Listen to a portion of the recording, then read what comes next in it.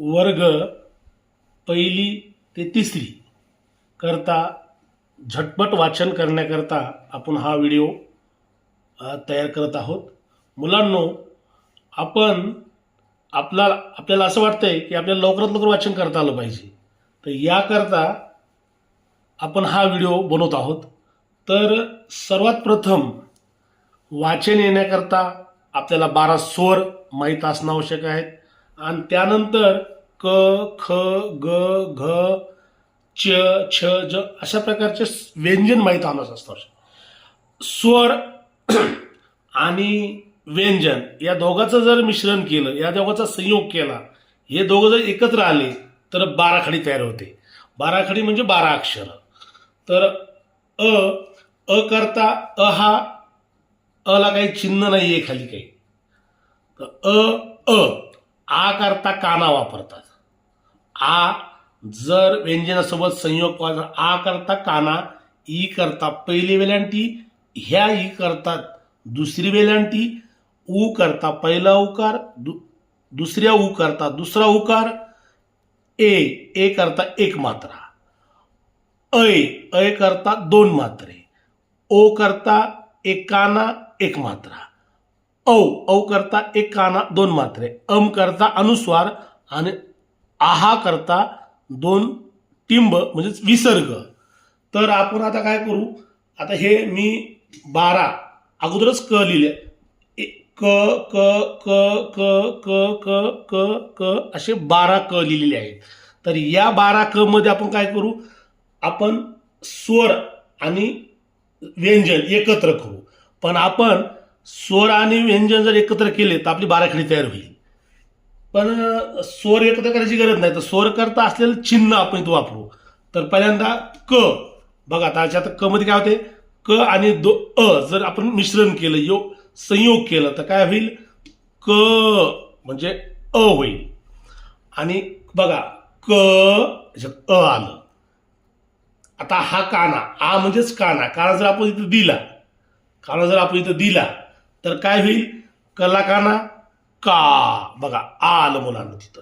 आता ही वेलांटी आपण इथं जर दिली तर काय होईल, कला वेलांटी की, बघा ई आलं, क आणि ईचं मिश्रण. आता इथं काय झालं, ही दुसरी वेलांटी दिली आपण, दुसरी इथं आपल्याला हा क आणि ही ई जर आपल्याला मिक्स करायची असेल किंवा संयोग करायचा असेल किंवा मिसळायची असेल तर आपण काय करणार, त्याला दुसरी वेलांटी देणार, म्हणून क वेलांटी की, बघा ई आलं. आता ह्या क मध्ये आपण काय केला, हा उकार मिसळला. ह्या क मध्ये काय केला आपण, हा उकार मिसळला. तर कला उकार उ, क आणि उचा संयोग. आता या क मध्ये काय केलं आपण, या क मध्ये काय केलं, हा दुसरा उकार मिसळला म्हणजे उसाचं उ मिसळलं, मग कला उकार को. क इथं काय केलं, क आणि एचा संयोग. तर क आणि एचा संयोग करण्याकरता एक मात्रा दिला आपण, मग के, बघा ई आल्याच्या के. आता इथं काय केलं आपण, क वर दोन मात्रे दिले, म्हणजेच आणि क या दोघांचं मिश्रण केलं किंवा संयोग केला किंवा मिसळलं, क आणि मिसळलं तर कै. आणि इथं काय केलं, आपल्याला क सोबत ओ मिसळायचे. तर क सोबत ओ मिसळायचे म्हणजेच काय करायचे, एक काना आणि एक मात्रा. तर आपण एक काना आणि एक मात्रा मिसळला काय झालं, को, बघा ओ आलं, ओ द को. आता आपल्याला क आणि औषध औ मिसळायचे. तर याचं मिसळायचे म्हणजेच काय करायचं, औ करता आपण काय करणार, आपण एक काना आणि दोन मात्रे, मग काय झालं कौ, बघा कौ. आता आपल्याला या क वर काय, क आणि या दोघांचं मिश्रण करायचंय. तर इथं काय केलं आपण, आणि म्हणजे काय, अनुस्वार. मग अनुस्वार जर दिला इथं तर काय होले, कम, क आणि हा स्वर मिसळला गेला. आता इथं काय आहे बघा, इथं आहे क मध्ये आहा मिसळायचा आपल्याला. तर क च्या पुढे आपण जर दोन विसर्ग टिंब दिले, म्हणजे विसर्ग दिला तर काय होईल, कहा. बघा मुलांना, आता अशा प्रकारे आपल्याला पूर्ण 12 खडी अ ते ने पर्यंत आपल्याला अशा प्रकारे स्वर 12 व्यंजन 12 अक्षर काढायचे. क तसं ख, खा, खी, खू, खू, खे, खे, खो, खौ, खम खा. अशा प्रकारची ही आपल्याला बाराखडी ज्ञेपर्यंत करता येईल. आपण बाराखडी का म्हणतो तर 12 स्वर आहेत आणि 12 स्वरापासून आपण बाराखडी तयार करतो म्हणून त्याला बाराखडी म्हणजेच 12 वर्ण किंवा 12 अक्षर. तर पण आता काय झालं, शासनानं किंवा नवीन आता जे शैक्षणिक धोरण आहे त्यामध्ये ॲ आणि अ हे 2 स्वर दिलेले आहेत. तर ॲ करता काय आहे अर्धचंद्र आणि अ करता काय आहे एक काना आणि अर्धचंद्र. आता हे दोन स्वर आता नवीन तयार केलेत, त्यामुळं काय झालं हे 12 आणि हे 2 14. मग काय झालं, मग आपण त्याला 14 खडी म्हणता येईल. 14 खडी कारण काय आणखीन 2 स्वर वाढवले तर त्याला ॲ आणि अ. तर आपल्याला ॲ आणि क जर मिसळायचं असेल किंवा संयोग करायचा असेल तर काय होईल, ॲ आणि क च जर संयोग केला म्हणजे ॲ मिसळायची म्हणजे काय करायचं वरी अर्धचंद्र द्यायचा. मग काय झालं क्या. आता इथं क आणि अ मिसळायचे म्हणजेच काय करायचं एक काना आणि अर्धचंद्र द्यायचा म्हणजे काय झालं क्वा.